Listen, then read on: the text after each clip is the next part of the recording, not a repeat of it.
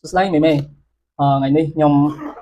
បានកំងត្រីនេះពីចិនត្រីមាន USB និង Type C ហ្នឹងដោយសារខ្ញុំគិតថាតម្លៃដែលគេលក់នៅលើទីផ្សាររបស់យើងមានតម្លៃគួរសមណាស់អញ្ចឹងការពិតខ្ញុំទិញយកមកប្រើខ្លួនឯងខ្ញុំបានអត់ពីច្រើនខ្ញុំទិញយកមកប្រើខ្លួនឯងតែខ្ញុំអត់ដែលកំងមួយទេ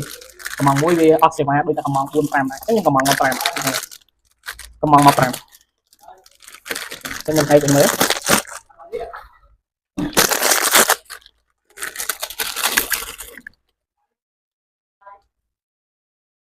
វាមានព្រីតែហ្នឹងហើយ USB បូក Type C ហ្នឹងហើយសម្រាប់កុងតាក់របស់វាគឺផ្ដាច់ទាំងស្រុងបានន័យថាចុចកុងតាក់បិទទាំងព្រីបិទទាំង USB ហ្នឹងហើយ USB Type C វាមានពូលសញ្ញាឲ្យទៀតល្អស្អាតហ្នឹងហើយព្រីនេះប្រើបាន13 អាំពែណាពុកភ្លើងបាន13 អាំពែប្រើភ្លើងបានដល់250ហ្នឹងហើយភ្លើងវាត្រូវនឹងភ្លើងសុកយើងហ្នឹងឯងហើយយើងដឹងថាមានលើកទី1ហើយយើងទុកសិនកុំឲ្យទៀត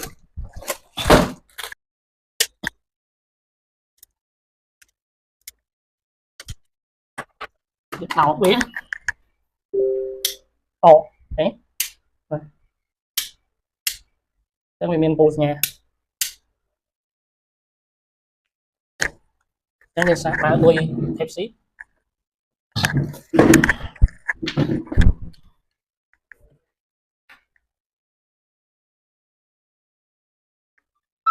ចូលអានេះបើយើងបិទហ្នឹងហើយបិទគឺបិទព្រីហ្នឹងបិទប្រភេទ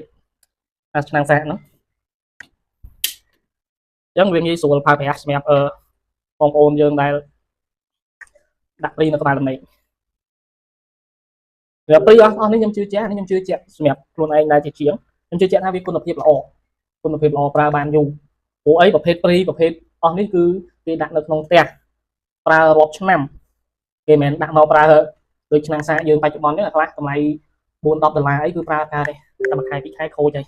តែខ្ញុំជឿជាក់លើនេះប្រើកាន់ឆ្នាំហ្នឹងហើយសម្រាប់បងប្អូនចង់បានអាចតាក់ទងមកបានអានេះប្រភេទល្អនេះអានេះខាងក្នុងវាដែកមិនមែនប្រភេទជ័រណាតិចហ្នឹងហើយខាងក្នុងវាដែកស្អាតប្រភេទព្រីប្រណិតហ្នឹងឯងស្អាត